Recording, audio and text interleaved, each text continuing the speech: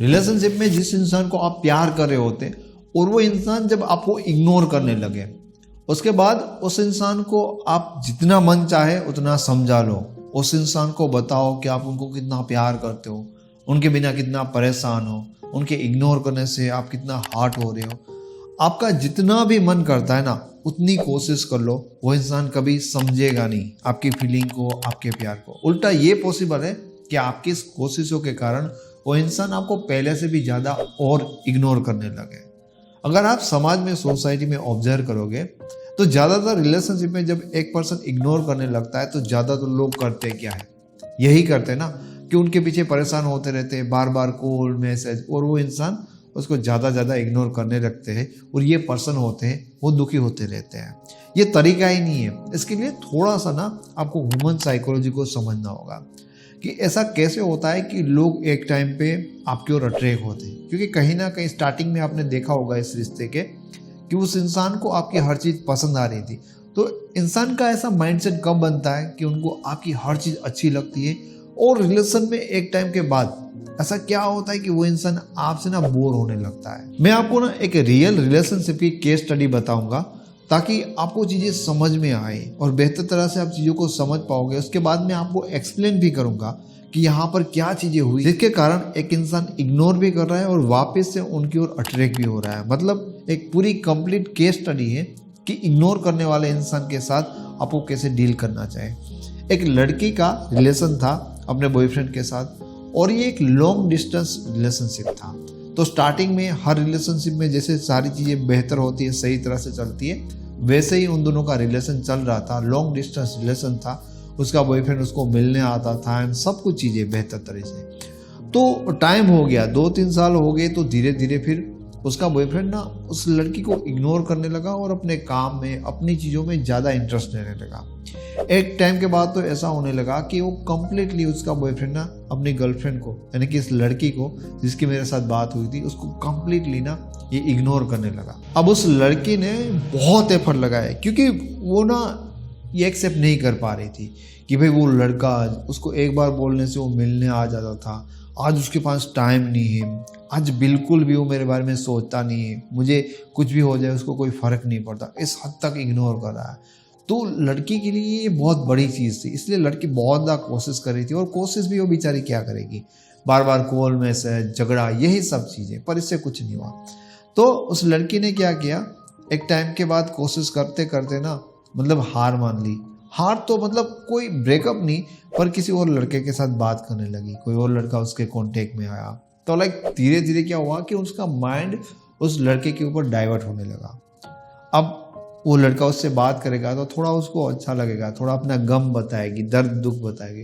तो धीरे धीरे क्या हुआ कि अपने बॉयफ्रेंड के ऊपर उसका जो जा रहा था, बार बार कॉल करना, उसको समझाना, उसके सामने रोना, ये सब कुछ बंद हो गया एक टाइम के बाद।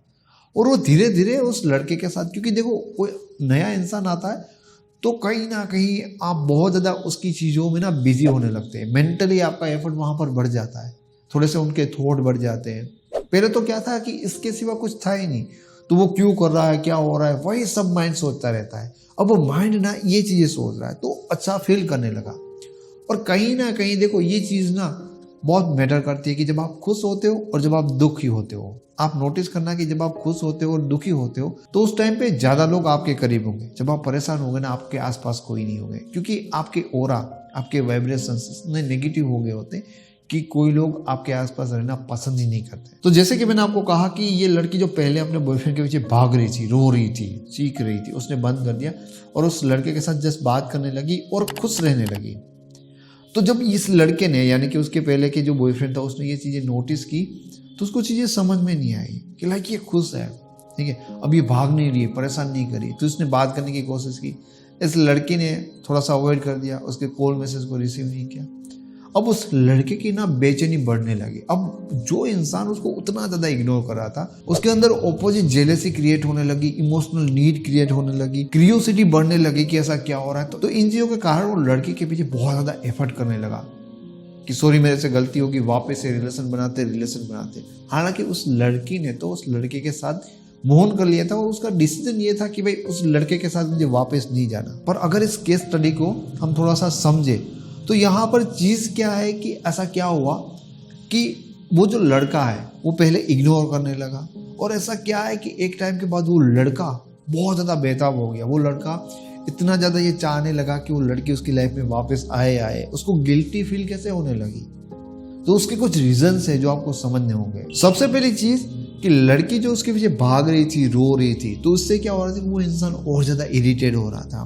तो उस लड़की ने वो बंद कर दिया, तो वो और ज़्यादा इरिटेट होना बंद हो गया। लड़की की आइडेंटिटी, लड़की की वैल्यू उसकी नज़रों में और ज़्यादा गिरने से बंद हो गई। वहाँ पे सब कुछ खत्म हो गया, जो भी था वहाँ से स्टार्ट हुआ।